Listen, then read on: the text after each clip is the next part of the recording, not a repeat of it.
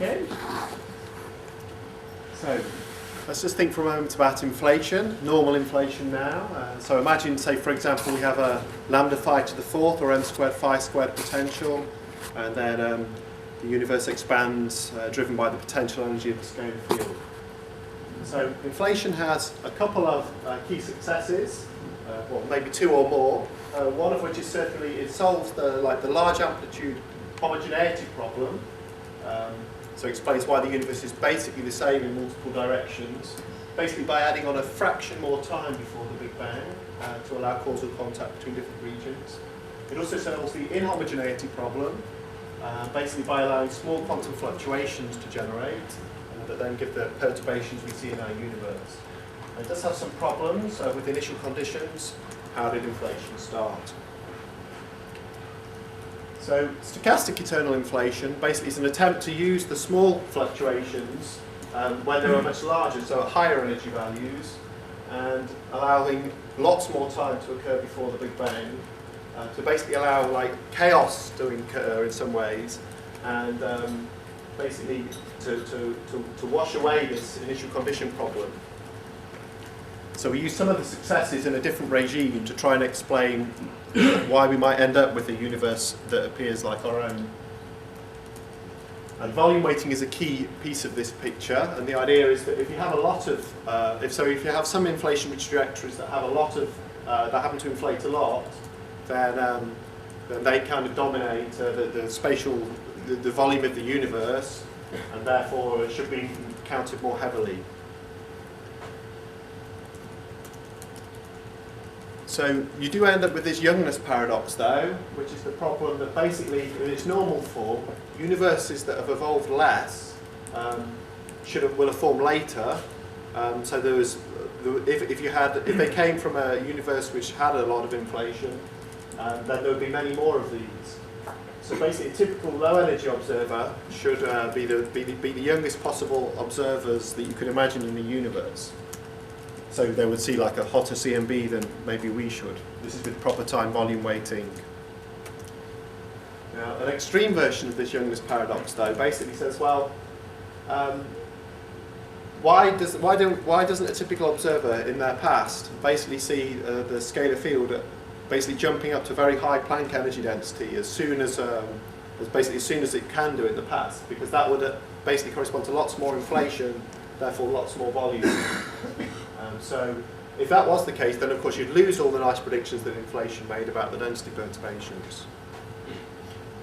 So to try and investigate this mathematically, you can proceed as follows. So what we're trying to do now is basically say how likely various inflationary histories are. So we start with a normal slow roll equation, and then we add a stochastic noise term, and that basically its role is to mock up the quantum fluctuations. And so this is like a Gaussian fluctuating white noise term that will account for, which will like jiggle the inflationary potential around jiggle the inflationary field around this potential. And we have a power of h in front here, and this is to get the correct dependence that fluctuations get larger as you get to larger field amplitudes. So you could either try and solve that equation like directly, integrate it up and work things out, and that's like the Langevin approach. And you can compare that to the Heisenberg approach to quantum mechanics. Or you can convert that Langevin equation into a partial differential equation, take the Fokker-Planck approach. So this is what like Linde and collaborators did in the 90s, say. And this is to be compared to the Schrödinger approach to quantum mechanics. So I'd like to suggest we take a new approach to this, which is just like a path integral approach. So this will then give us measures on inflationary histories. And this is basically equivalent to the Feynman approach to quantum mechanics. So a quick derivation, you consider a general history of the scalar field as a function of time. For this path, after a short time, the field will be at phi plus phi dot delta t. According to the Langevin equation, the field should have changed by the normal amount, but because of the noise term, there's a spread here. Okay, so this is a Gaussian, right? So this is like x minus mu over sigma squared. So the probability of this thing happening is just this thing here. This is the change. But you notice that we had a delta t squared in the numerator and a delta t in the denominator. So that just gives us a 1 overall delta t for the probability of a little segment. And now, of course, we can multiply through all the segments that make up the history and take the limit.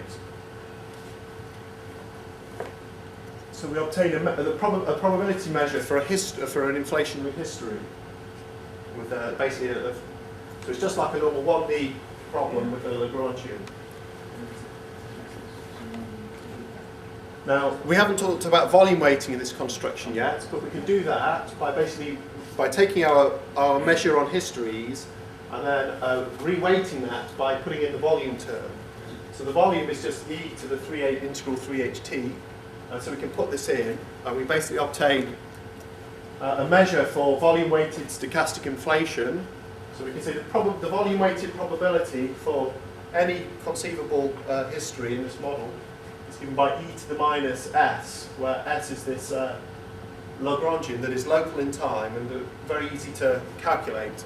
So now we can actually start taking volume weighting seriously, and so because now we have the measure, we've got volume weighting taking in like on the same level as slow roll, and we can ask what really happens. So if you do a quartic potential, these equations get particularly simple. So if you change variables to 1 over phi squared, which is just the Hubble radius, then you basically get a very simple Lagrangian. This is almost like the kind of Lagrangian you can imagine in undergraduate quantum mechanics textbooks to look at. And we've got an effective, so now we want to say, well, what's going to happen on the average? Well, how do we always look at averages? We look for the classical saddle points. So we can try and do that here. So this is r, 1 over phi squared. So ending of inflation, we want to look at something that is down at large r. Starting, so we want to start at some intermediate time. And phi equals infinity is here, so this is the Planck energy density.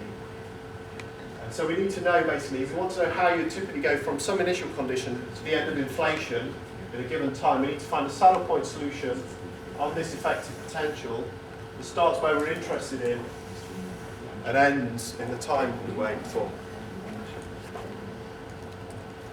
So it turns out that, unfortunately, if you try and do this for late time, so to imagine like what you might expect like on the average, but you can't actually do that.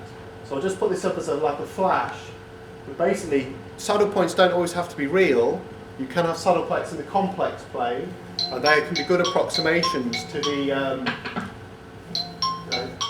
the probability distribution.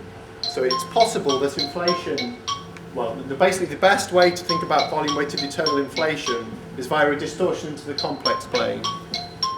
And if you do that, you can basically see why inflation, why you have things that are independent of the time, and also of your initial conditions. And you can also see that basically inflation ends basically classically, because the way you typically end is along the real axis. So I'll skip my conclusions and leave a reflection up there that maybe people can ask me about later. Great.